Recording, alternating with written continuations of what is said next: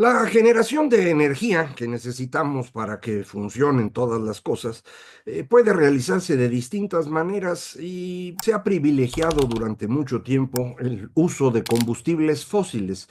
Son los energéticos más estables que permiten una gran generación de energía y esa es la razón por la cual se han utilizado por mucho tiempo y como sabemos, han producido una cantidad extraordinaria de dióxido de carbono que es parte de este efecto invernadero. Al menos, si no es el culpable total, al menos es una parte considerable del calentamiento global. Por esa razón, se han hecho esfuerzos grandes en todas partes del mundo por reducir el consumo de estos combustibles fósiles, tratando en particular de abandonar por completo el carbón, reducir el petróleo y utilizar el gas natural como el combustible de transición hacia energías totalmente limpias, que son todavía energías costosas, en algunos casos ya compiten bastante bien,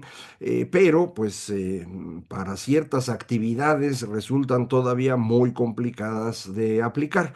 Estamos en ese proceso de transición, todavía falta algún rato, pero esto para nosotros en México ha implicado compromisos internacionales que dejamos de cumplir durante el sexenio de López Obrador y que, a como se ven las cosas, tampoco se cumplirán en el actual. Aquí tenemos dos problemas distintos. Uno tiene que ver con esta falta de cumplimiento de compromisos internacionales que habíamos firmado y la otra tiene que ver con una visión del petróleo como una especie de muestra, demostración de lo que es la soberanía, un fetiche, como dicen, una cosa pues ficticia en la cual nosotros estamos apostando como si eso fuese México.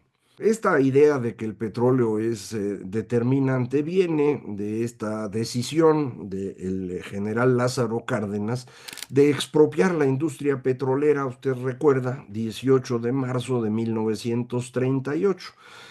Ya para entonces el petróleo era de México. Esto es así desde que se promulgó la Constitución del 17, el 5 de febrero de 1917, en donde se establece que todo lo que está en el subsuelo de México es propiedad de la nación. De manera pues que el petróleo ya era nuestro desde entonces. Lo que expropió el general fueron los fierros.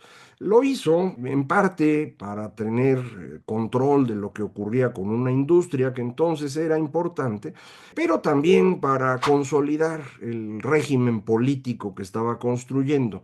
Aprovechó de manera brillante el proceso en el cual Europa estaba ya encaminada a una guerra que sería la Segunda Guerra Mundial, porque eso pues le permitía tener el apoyo del gobierno estadounidense a su medida.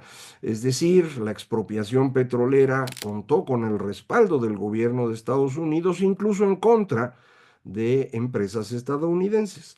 Insisto, fue una medida brillante de Lázaro Cárdenas, pero pues por ser utilizada como elemento de consolidación del régimen, se convirtió en este fetiche.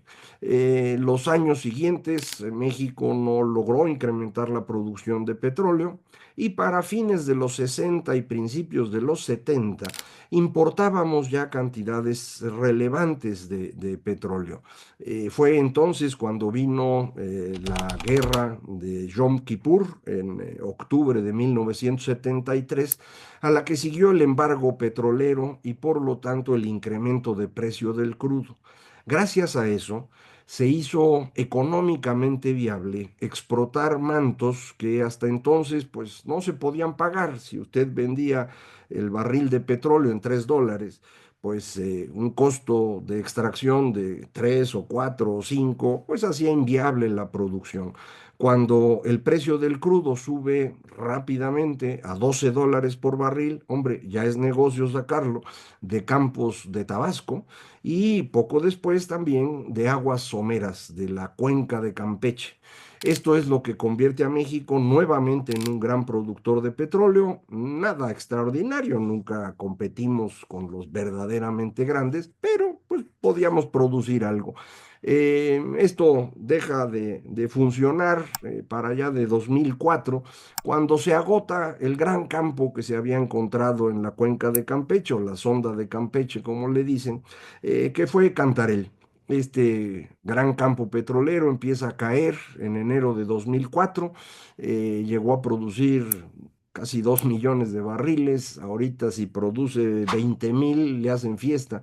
Esta caída de producción se pudo compensar un poco con un campo cercano que le llamamos Ku-Maloob Saap, que también ya está en declinación. Es decir, México, el petróleo que tenía convencional, pues prácticamente se lo ha ido acabando. Debíamos haber trabajado en explotar fuentes no convencionales, por ejemplo, aguas profundas o, por ejemplo, fracking. Pero nada de eso le interesó al gobierno anterior, ni le interesa al actual. Se les ocurrió que lo que teníamos que hacer era ponernos a refinar. Las refinerías mexicanas son muy antiguas, no pueden refinar adecuadamente, además un petróleo como el nuestro, muy pesado, amargo. En lugar de tratar de conseguir refinerías baratas en alguna parte del mundo que ya estuvieran funcionando, se le ocurrió al señor López Obrador hacer la refinería de Dos Bocas, que nos costó una fortuna y será impagable. Y esta refinación acelerada que se empezó a hacer en su gobierno produjo un exceso de combustóleo. El combustóleo es un petróleo, bueno, un refinado de petróleo muy pesado, casi chapopote, para que lo imagine usted, que resulta muy contaminante cuando se quema. Por eso ya está prohibido en buena parte del mundo, e incluso en el uso marítimo, que es donde hasta 2018 se podía vender. Ya no se puede. Lo que tuvieron que hacer, porque no hay donde poner el combustóleo, fue empezar a utilizarlo en las plantas de generación eléctrica. Y esto lo que ha provocado es una mayor contaminación que es perceptible en Ciudad de México por lo que tenemos cerca de producción de refinación en Tula, y también en Monterrey, gracias a Cadereyta. Esto también lo puede uno ver en la zona de Irapuato, Celaya, León, alrededor de Salamanca. Son decisiones absurdas que no tienen ganancia económica, que nos han obligado a financiar todos los mexicanos a Pemex, porque Pemex pierde dinero continuamente, y además nos dañan la salud. El tránsito hacia energías limpias es algo que tendrá que ocurrir. Insistiría yo, el proceso es dejar el carbón, luego dejar el petróleo y utilizar el gas natural como el combustible de transición hacia las energías limpias. Desafortunadamente, en el caso del gas, México es profundamente deficitario, no nos alcanza el que producimos. Tenemos la fortuna de que en Texas el gas es muy barato y estamos viviendo de eso. Pero pues si hay un problema en el envío de Texas a México, eso nos puede ahorcar. Ya ocurrió. Ocurrió en febrero de 2021, cuando hubo una helada muy, muy impresionante y no pudieron enviar gas. No se habían comprado coberturas para tener garantía de un cierto precio, y eso nos ha costado el 30% del valor agregado en la industria eléctrica y no se recuperó. Entonces, como puede usted observar, la combinación de decisiones en materia energética en el sexenio pasado nos ha convertido en un país mucho más vulnerable, mucho menos soberano, y sobre todo un país que no cumple compromisos internacionales y no avanza como debería hacia mejores tecnologías, energías más limpias.